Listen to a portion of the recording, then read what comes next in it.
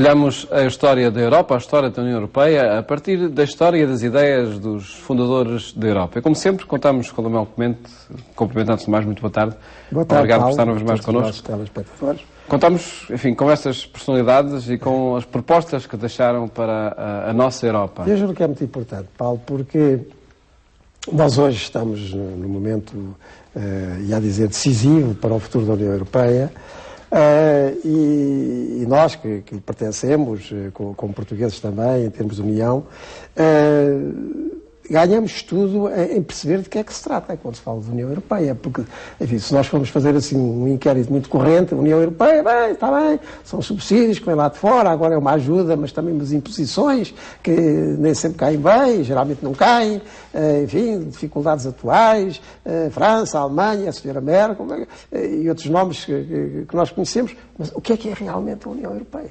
Bem, a União Europeia é, antes de mais, a concretização, umas vezes mais, outras vezes menos, mas de um projeto que teve fundadores, que verdadeiramente o realizaram e persistiram nesse projeto e que depois tiveram seguidores. Então, sem dúvida nenhuma, pelo lado francês e europeu, não podia deixar de mencionar Jacques Delors, que foi importantíssimo nos anos 80, mas estamos a ver os fundadores, aqueles homens que no pós-guerra europeu levaram por diante e conseguiram concretizar a União Europeia que chegou aos nossos dias e que se foi alargando até aos nossos dias. Portanto, já tivemos uma perspectiva, digamos assim, da vida e das ideias fundamentais de Robert Schuman.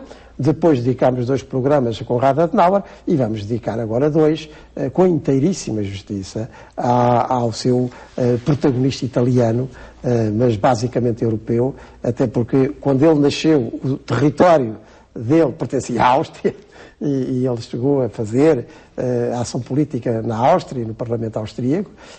Depois da Segunda Guerra Mundial, esse território será de novo italiano, e, portanto, é da Itália que se trata agora, Alcides de Gasperi. E eu peço ao Paulo, como temos feito, que, antes de mais, leia uma breve resenha biográfica da vida de Gasperi. Alcides de Gasperi nasceu em Pieve Tesino, na região de Trento, em 1881.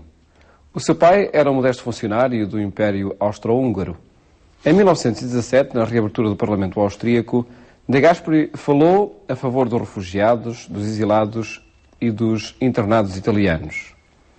Após o fim da guerra, Alcides de Gasperi tornou-se cidadão italiano e aderiu de imediato ao Partido Popular Italiano. A 10 de julho de 1923, Sturzo, obrigado a demitir-se das funções de secretário político, deixou o seu lugar a De Gasperi, que conseguiu ainda realizar o último congresso do Partido Popular em Roma, de 28 a 30 de junho de 1925. A sua intervenção foi centrada, em contraposição ao regime fascista, na reivindicação do primado da pessoa, da família e dos grupos intermédios no relacionamento com o Estado. Foi preso a 11 de maio de 1926. Durante os anos de detenção, leu muito. Em julho de 1929, Alcides de Gasperi saiu da prisão, mas sempre em liberdade condicional e vigiada. Por vontade explícita de Pio XI, foi admitido como funcionário da Biblioteca Vaticana. A partir de 1940, logo após ter rebentado a Segunda Guerra Mundial, Alcides de Gasperi começou a preparar o Congresso dos Católicos à vida política italiana.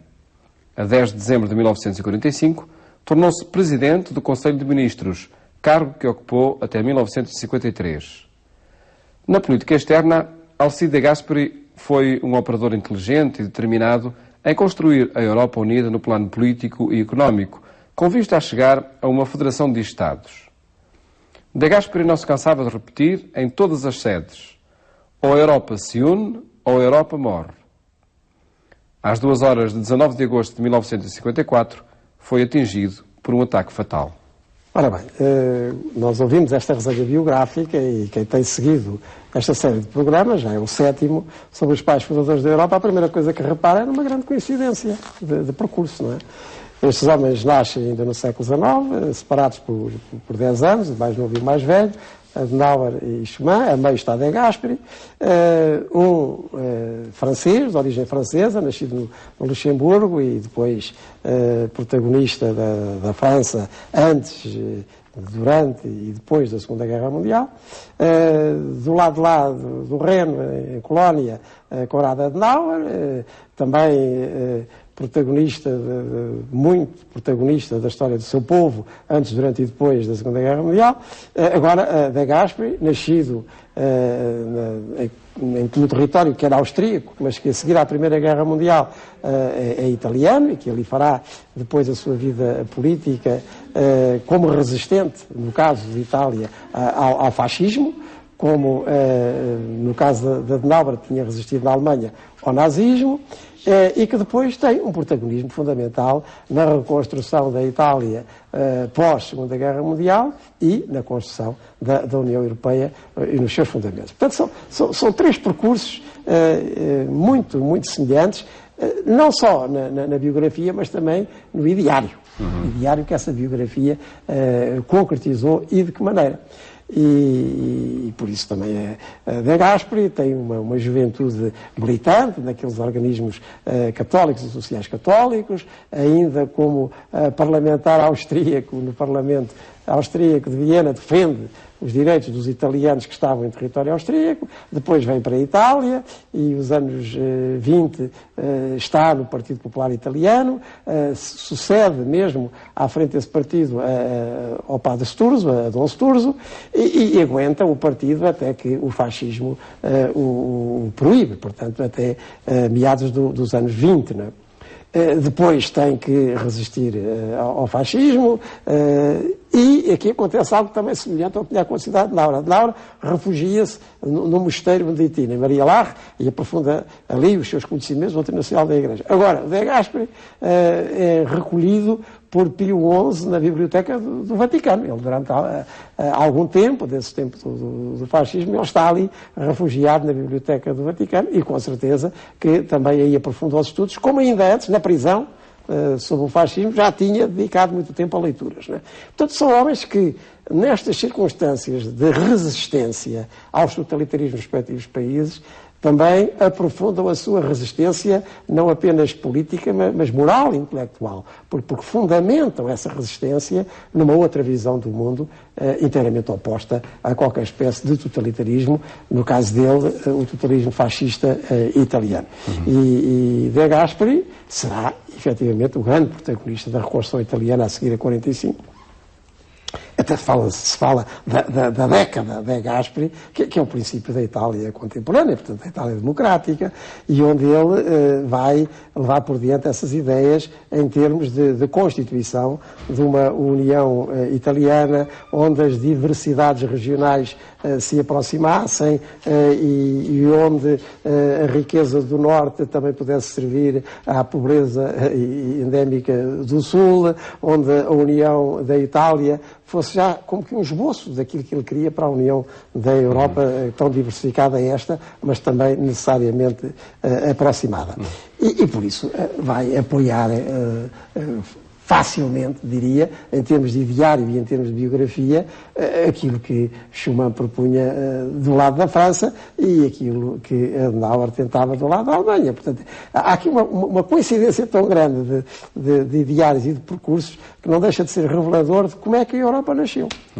A União Europeia nasce como reação positiva àquilo que tinha sido, enfim, a série de totalitarismos, nacionalismos e concorrências que tinham desembocado em duas guerras mundiais sucessivas, a primeira de 14-18 e a segunda de 39-45. Eles resistem internamente aos totalitarismos que assolam os seus países. Eles encontram uma resistência mais funda em termos de ideário moral e de proposta civilizacional de inspiração cristã, no caso destes três protagonistas, e depois, nos respectivos países, protagonizam a reconstrução, e uma reconstrução que eles não querem fazer em termos particularistas, mas em termos supranacionais, em termos europeus. São verdadeiramente os pais da Europa. E, de facto, são entusiastas nesta afirmação da unidade europeia, ou se une ou morre.